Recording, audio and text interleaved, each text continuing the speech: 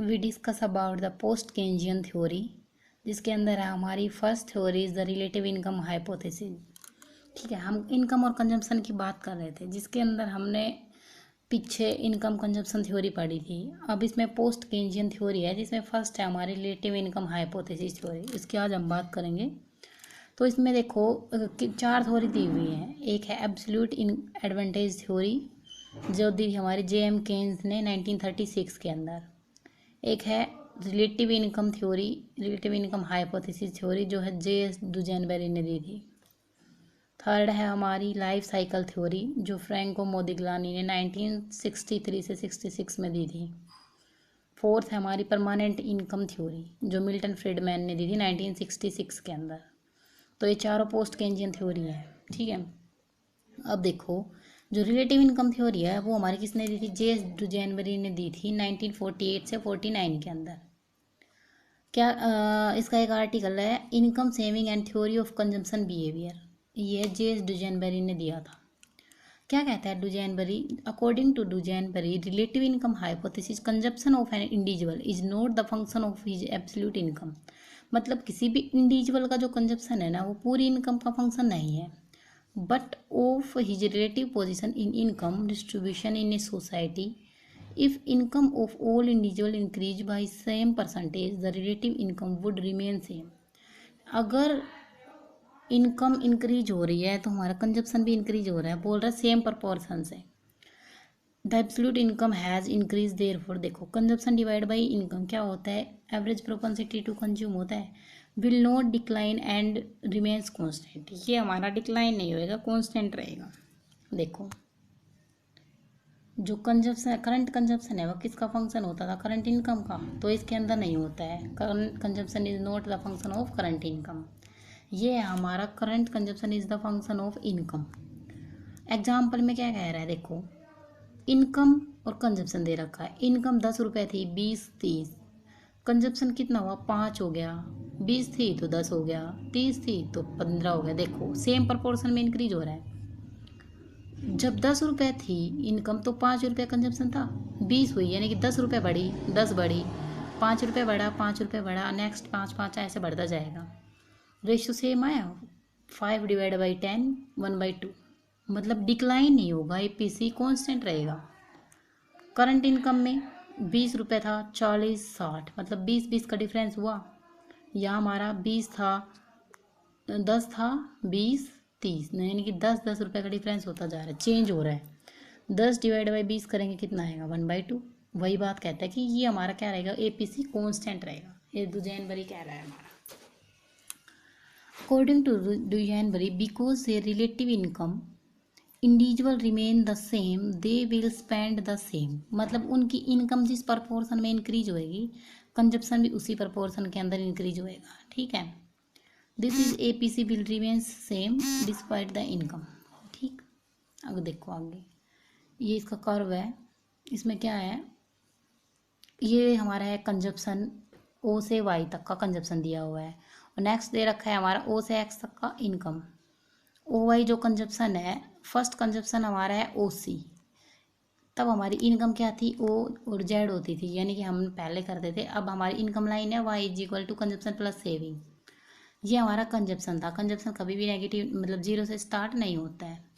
देखो ये है, जब A Y1 कंजप्शन है तो O Y1 इनकम है, O Y2 कंजप्शन है तो A1 Y2 कंजप्शन है। ऐसे जैसे जैसे ये इंक्रीज होता है वैसे वैसे हमारा कंजप्शन भी इंक्रीज होता है। क्या बोलता है? सेम प्रपोर्शन में इंक्रीज होएगा। तो ये देखो ये हमारे अदर लाइन हो गई कंजप्शन की, O C1, ये जो C1 वाली है। इसी के अंदर क्या कहता है? सेम प्रपोर्शन में इंक्रीज हो रहा है। ये देखो क्या था? Y1 से Y2, Y2 से Y3 कंजप्शन, ये इनकम वाला, ये पोर्शन जो इनकम वाला इंक्रीज हो रहा है।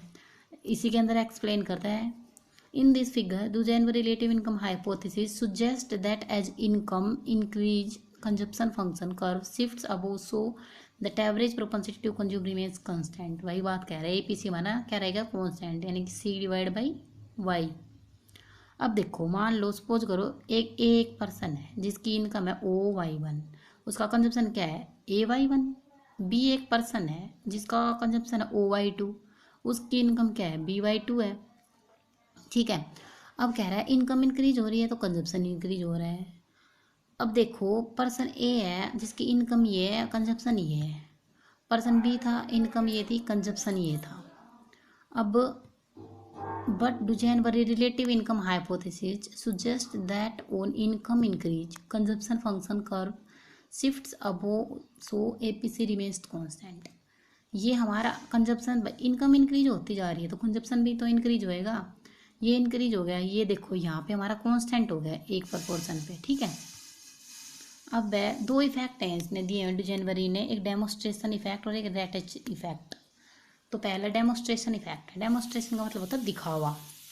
देखो इनकम है, लोग यूज करते हैं इनकम का कई बार कि हम अपने पड़ोसियों के देख के भी मतलब ऐसा करते, उसने ऐसा कर रखा है मैं भी ऐसा करूँगा, उसने ऐसी गाड़ी खरीद रखी मैं भी ऐसी गाड़ी खरीदूंगा, वो होता है मैं उसको दिखाऊंगा खरीद के, ये होता है दिखावा। देखो the relative income hypothesis suggest that individual और household try to imitate और copy the consumption level of their neighbour, मतलब अपने पड़ोसी की नकल करते हैं अदर फैमिलीज से।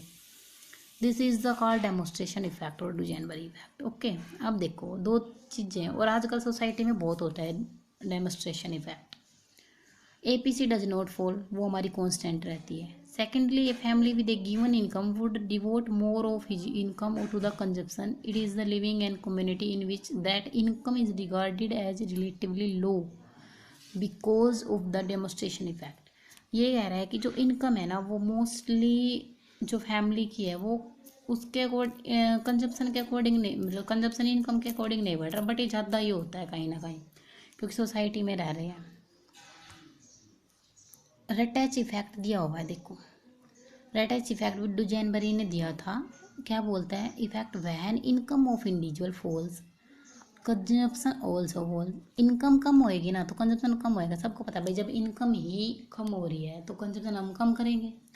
But fall in consumption remains lesser than fall in income. देखो जितना ज़रूरत है उतने तो कंजप्शन करेंगे ही करेंगे हम, चाहे हम उधार लेके करें।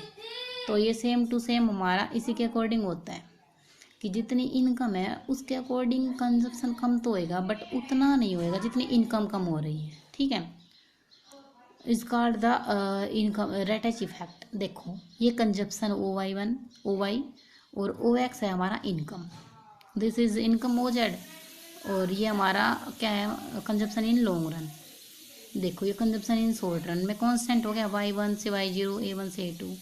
क्या कहता है रेटैच इफेक्ट कौन सा है, A1 से A डबल, ये रेटैच इफेक्ट है, ठीक है। कैसे, इसमें एक्सप्लेनेशन में दिया हुआ है जब इनकम इतनी थी O से Y1 तो हमारा कंजप्शन कितना था A1 से Y1 और OY0 हुआ तो AY0 हुआ, यानी कि ये जो अदर इफेक्ट आ रहा है शॉर्ट रन का कंजप्शन, ये हमारा हो रहा है क्या रेटैच इफेक्ट कि जितनी इनकम बढ़ रही है उसके अनुसार हमारा कंजप्शन बढ़ रहा है, या जितनी इनकम कम हो रही है उसके अनुसार कंजप्शन कम तो हो रहा है लेकिन उतना कम नहीं हो रहा जितनी इनकम कम हो रही है। यही होता है हमारा रेटैच effect. Okay guys, thank you.